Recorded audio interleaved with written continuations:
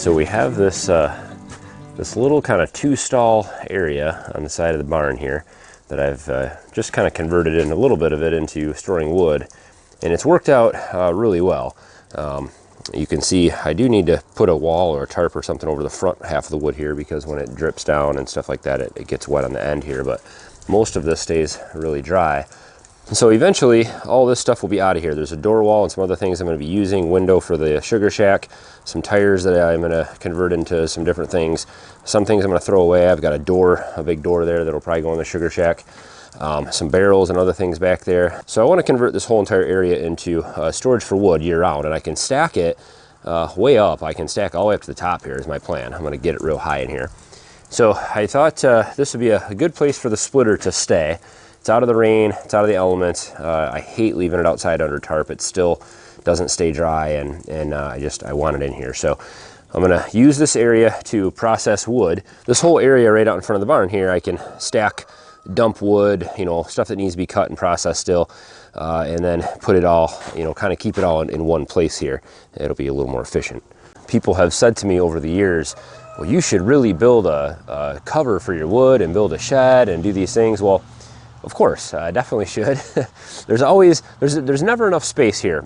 This pole barn is huge, and it's filled with you know, everything. I mean, we have hay to store, we have tractors, we have equipment.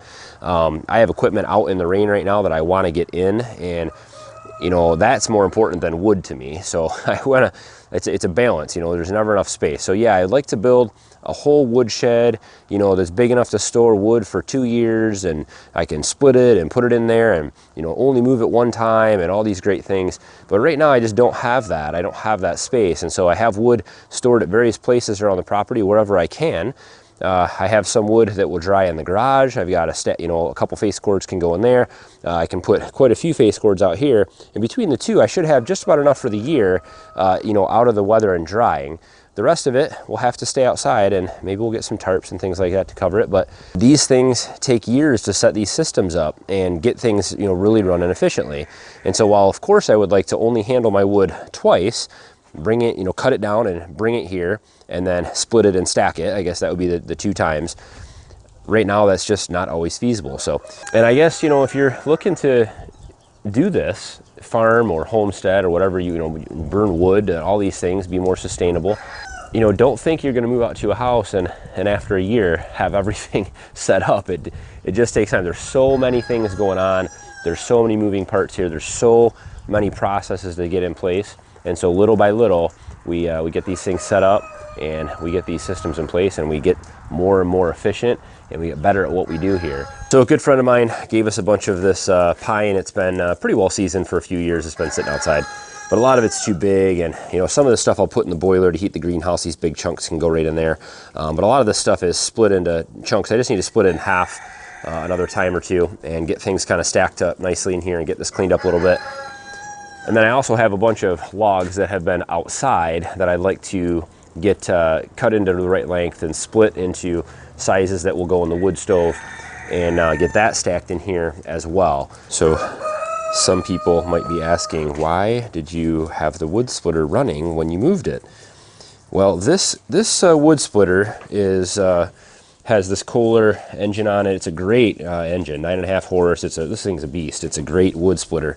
But I will tell you that if you move this thing, if you drag it around and it hits a few bumps, for whatever reason, it floods the engine, the spark plug gets wet, something happens, and this thing will not start for about an hour. I mean, it's just, I've taken the spark plug out, I've done everything, and it just will not run after you move it. So I found that if I start it and let it idle while I move it, that problem's resolved. So it just burns the fuel out if anything gets jostled around as it's moving, and everything's good. So I have taken this thing out to the woods to split wood before, and I have spent literally over an hour trying to start this thing. So normally 1 pull, maybe 2, it starts, no problem.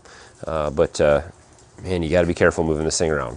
I've also got a bunch of the stuff that I cut and split earlier this year that was just a little too long to fit in the stove, so it's all brought back out and stacked here. So we'll just cut the ends off of those, make them all the right size. And I've got one of those extra pallet bins in the back. We'll throw all the little offcuts and small chunks and pieces in there. Anything small we can use for kindling for starting fires will get stored in the back there.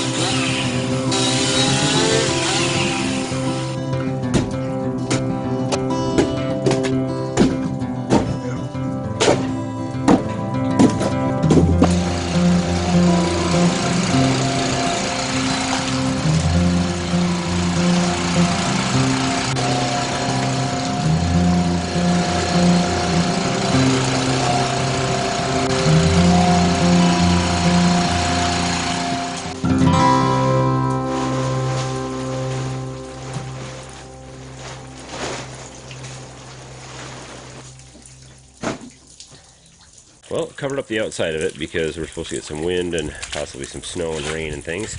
So we've got about a face cord in here, plus all this extra stuff. This is all pretty wet. It was all covered in rain and ice and everything else. And then all the big stuff under here is just all these big chunks and pieces that were too long. And what we'll do, we're going to be heating the greenhouse with that boiler here, so I'm going to be using all the longer stuff to just throw in there. On that setup coming soon, I know I've been dragging this out on whether this thing works or not, so we'll have to you'll have to follow along and see. The next couple videos here we'll have that revealed. But lots of different ways to split and stack. I also put some of the wetter stuff on the top of this stack here. That'll still burn, but I'd like to let it dry out a little bit more over the next week or so. It's amazing what a difference it is to heat with this indoor wood stove versus the outdoor wood boiler. This much wood would have been just a few days worth, and this is about 2 weeks for us here with normal temperatures, you know, lows in the 20s or in the teens, and then highs in the upper 20s or 30s during the day. This will last us about 2 weeks with just what this is here, about one face cord and plus a little bit more. It's just amazing. It does take a little bit more time to process the wood and split it and make it smaller and stuff like that, but man, is it worth it. It just burns so much better. It's so much warmer in the house, and it's just been a good experience for us this year. So a lot of times when I'm cutting in here, I'll use the slats in the pallets and just measure the distance here. So say this is 16 inches. My stove will fit an 18-inch piece, and I'll measure it out, and then I'll just run my saw and use this to cut. It keeps the wood off the ground, keeps the chain out of the dirt, and makes your chain last a lot longer. I also, whenever I'm cutting those logs, I put my foot on one side, keep my foot far away from the chain, and I always cut up with those. The chain is moving towards the front on the top, and when you use the top of the chain to cut, it pushes the wood down into the pallet where I'm cutting and keeps it secure. If you cut down with those little pieces of wood, it tends to pull that log back towards you, and you're gonna have pieces of wood hitting your legs and everything else. It's dangerous that way. So I always cut up on those cuts, those little pieces, and it seems to be a lot safer. It works a lot better for me that way. No matter how we process our wood, it all ends up in here at some point. And this indoor wood stove has been working great. Many of you have asked how well it held up during the super cold polar vortex last week, and the answer is it held up really well. However, for those colder temperatures, it was -30, -40 degrees, and with wind chills, and it was windy. Our home, you know, the way it's designed, this lower level and then the upstairs where the bedrooms are is always warm. This wood stove keeps this side of the house just fine with no problem. Even overnight, we don't really have an issue. The wood stove will usually wake up, you know, go to the bathroom, whatever, in the middle of the night. My wife or I will come down and fill it, throw some wood in there, and then in the morning we'll have coals and we'll just throw some more wood in there and keep it going. However, on the far end of the home, we do have an electric heater that runs and just keeps that side of the house a little bit warmer, especially overnight and in the morning when it takes a little bit longer for it to heat up. And we also have, for that week, we did turn the propane furnace on. We had the furnace run for just those 5 or 6, maybe 7 days. I think we ran it for about a week. It did kick on off and on throughout the day. Again, mainly the thermostat's in that far end of the home, the furthest from the stove. And overnight time, you know, it would kind of work as a backup and heat the home. We would have been fine without it, but it was certainly more comfortable having the propane furnace running. So that did help us through, and I've shut that back off, and that was the only week so far this year that we've run the propane furnace at all, and the only week we probably will need to. So the stove's been working really well, but it is so nice to be able to just keep up with the wood supply. I have not cut down a single tree this year.